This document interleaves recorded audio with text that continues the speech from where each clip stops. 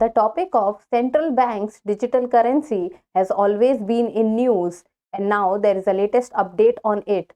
Hello and welcome to the In Focus series section of Drishti IAS. I am Aisha Singh, and in today's video, we will be discussing about the central bank digital currency in India and what is the latest update which has come and what is going on about the CBDC in market.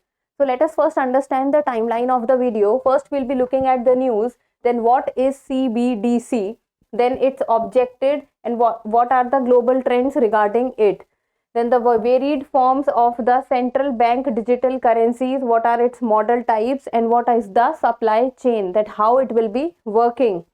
Then what is the suitable model for the RBI, and then in the end the prelims MCQ. So this topic is of relevance from General Studies paper 3 economy. See, from exam perspective, both from prelims and mains, you should be able to know that what is central bank digital currency, what are its objectives, and importantly you should be able to know that what are the global trends in this. So let's get started and see the news. The news has been taken from the explained section of The Hindu, and it reads, RBI's concept note on introducing CBDC. So the major point here is, first is central bank digital currency, that what is it. We will be talking about what are the negatives, positives, benefits, supply chain, what the RBI is thinking. And the most important is that the RBI has given a concept note about the introduction of CBDC. So what is this concept note is that there is a note which the RBI has given and has talked about the objectives, choices, benefits and risk. So these are the points which RBI has mentioned in that concept note of issuing the central bank digital currency. That if RBI will be issuing the central bank digital currency or the digital rupee in India, then what are its objectives or what will be its benefits or what are the negatives or the risk of issuing it. So RBI has given a comprehensive note on this, and RBI has already notified the necessary amendments in the Reserve Bank of India Act 1934. This was one of the major steps that needed to be taken in the line of issuing the digital currency for the central bank. Then they are also running a pilot project and the subsequent issuance of CBDC. So very soon we will be seeing a update regarding the central bank digital currency and how frequently we will be able to use it, or in how much time we will be getting in touch with the digital currency of the central banks. Now let us first understand that what is the central bank digital currency. Okay, see, if in very layman's terms, what is the currency that you are using? You are doing a transaction and what you are giving for that transaction is something what you are using, that is your currency. Okay, so that same is what the central bank digital currency would be. So but this will be in a digital form. Now what we are using is physical form. So but the digital currency will be in the digital form, not in the paper or the physical form, and this will be a legal tender. So the way we are using currency or rupee notes in the physical forms and they are absolutely legal, so the same way the digital currency in the digital form will also be a legal tender and will be backed by the central bank. See, what is the problem that we are facing with the cryptocurrency? That the cryptocurrency is not a legal tender, they are not regulated. But this digital currency of the central bank will be a legal tender and will have the backing of the central bank. And this is what makes this central bank digital currency a credible currency. And this will be same as the fiat currency as what we are using at present in the physical form. And this will also be used in exchangeable one-to-one with the fiat currency. Okay, see, for example, imagine you are going somewhere and then you do not have the physical currency. So can you use, instead of physical currency, the central bank's digital currency? Yes, of course you will be able to use it. And that is what makes this digital currency a legal tender and will be given a backing by the central bank. And this is what will make this digital currency very special, unique and innovative and totally different from the cryptocurrency, because they will be regulated, they will be backed by the central bank of the country, and this can be used in day-to-day daily exchangeable basis. Now let us look at what will be the objective of the central bank's digital currency. So first and foremost, it will be, instead of physical currency, the people should be moving towards the digital currency more and more. Then the process or the objective of financial inclusion, that including more and more people include into the banking system. Then the concept of inclusion, financial inclusion will also be followed from this. Then more resilient and innovative payment system will also come up. Then the alternative to unregulated cryptocurrencies. Now that people were moving a lot towards the cryptocurrencies, but there were problems lying with the cryptocurrencies.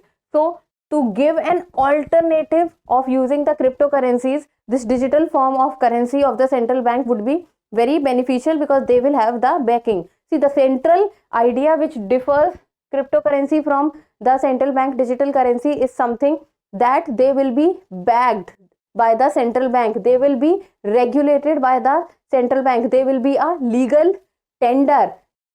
That is why this is what makes it very special. So these three features of it is what is making it unique.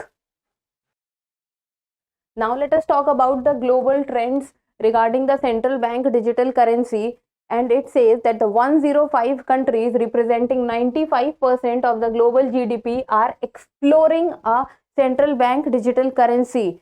So this data actually tells us that how much the digital currency is in demand. And according to the IMF, Asia Pacific region is at the forefront of introducing digital currencies. And in Asia, the China has already done it, and India is on the verge of doing it. So the Asia Pacific region is running at a forefront in doing so. Then again, according to the IMF, 19 countries in the G20 are also exploring the possibility of the central bank digital currency. Then Bahamas has been the first economy to launch its nationwide central bank digital currency named Sand Dollar. So this becomes an important fact, that which is that country who is using the CBDC, and that is Bahamas. And what is the name of the digital currency? That is the Sand Dollar. And one more country who is doing it is the Nigeria, and the name of the digital currency is e-Naira.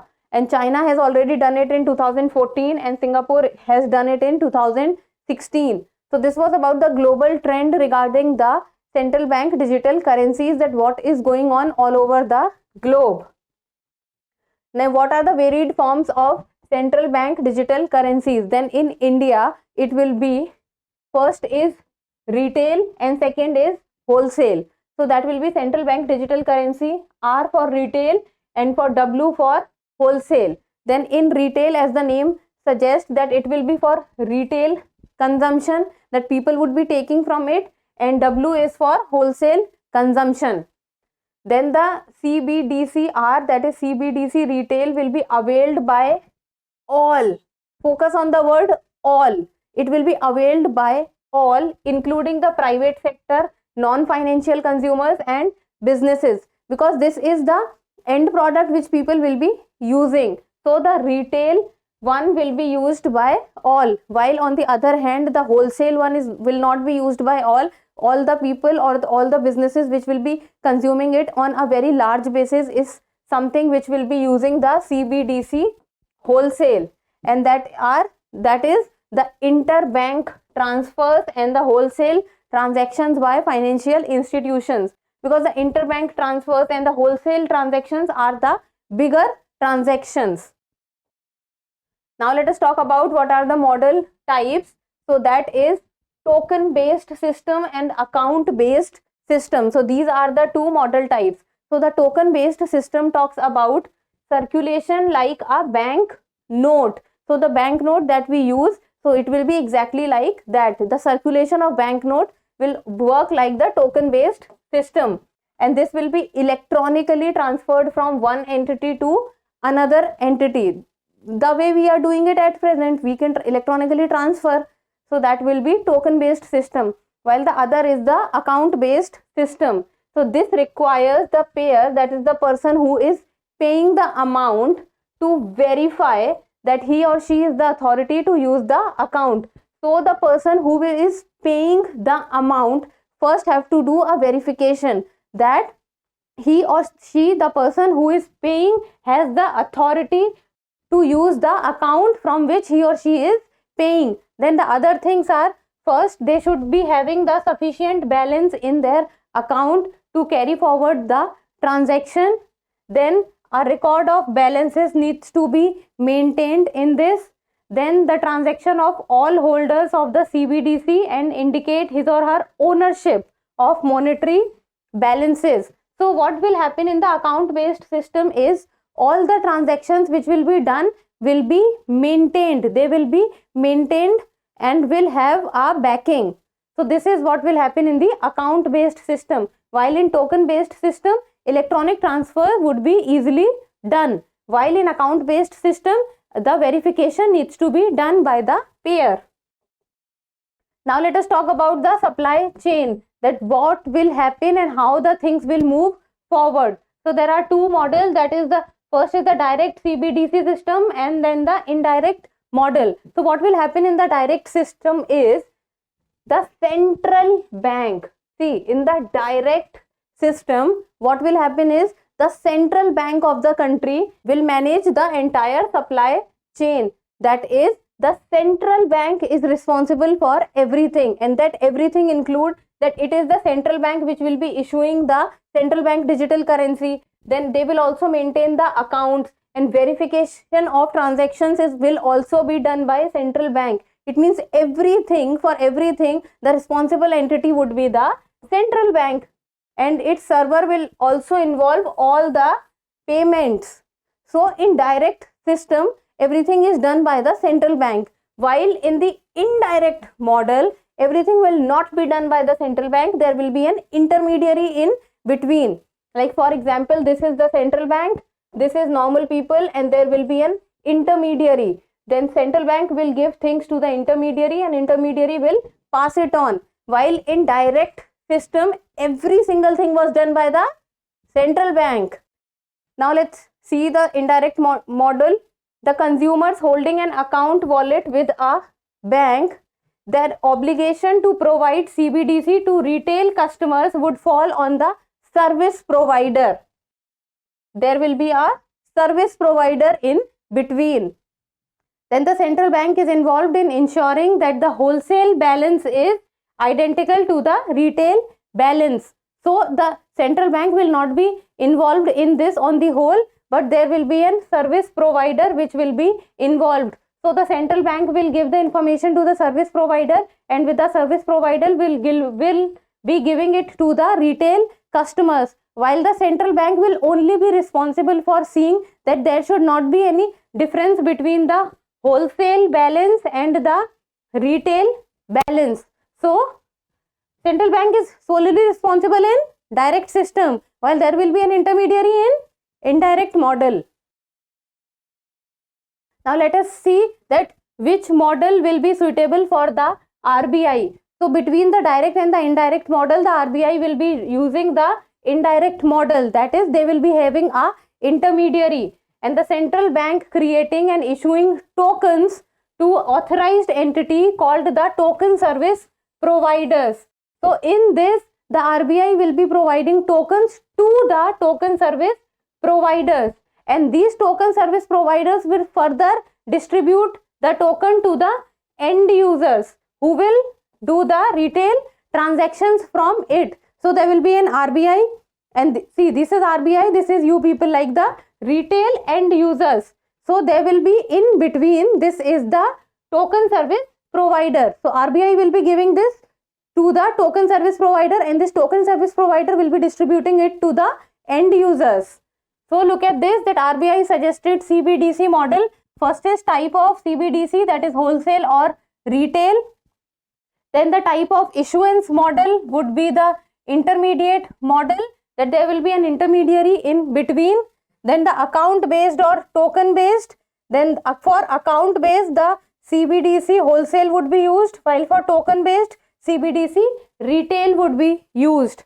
And then comes the topic of anonymity. See, what used to happen is when there was physical transaction of rupees, anonymity was maintained, because in physical transaction of rupees we were not keeping much details about the things, and we were not even giving the transaction backing. But when it comes to the digital currency, then everything would be maintained. There will be a transaction details which will be maintained. Now let us come to the challenges. What are the challenges that are being faced while using the CBDC, that is the central bank digital currency? So first is the privacy concern. As I've already told you that when we do a physical transaction, then no details are taken or no backing is done. But when the things, everything would come on computer basis and everything would be done by the digital format, then there will be every transaction details will be available. Then comes the higher cost of upgradation. If we want to upgrade everything on the central bank digital currency, then a lot of upgradation is required, because not everything is in accordance with what we will be doing with the digital currency. Then cyber security risk, as in today's time, every single day or every week or every month we will be hearing about a spyware or a malware attack. Then what becomes all the more important is to have good cyber security mechanism, which we do not possess at this point of time. Then the cyber security risk will also increase, because every single thing would be on digital platform and every single details would be present on the digital platform. Then cost for the central bank in managing CBDC would be very high, because for managing a digital currency you need even more manpower and more skilled manpower. Skilled manpower is the key for maintaining good CBDC records. So these are the challenges that we will be facing. Now that was all about the central bank digital currency, and I'm giving you a prelims question, and this is a PYQ from 2020 UPSC paper, and I'm giving you this question so that you can like get in your head how the questions are being formed. This was on blockchain technology, but blockchain technology can be replaced with CBDC, and these kind of questions can come. So you people need to tell me the answer in the comment section. And this says, with reference to blockchain technology, consider the following statements. First, it is a proper ledger that everyone can inspect, but which no single user control. This is not proper, this is public. Then second is, the structure and design of blockchain is such that all the data in it are about cryptocurrency only.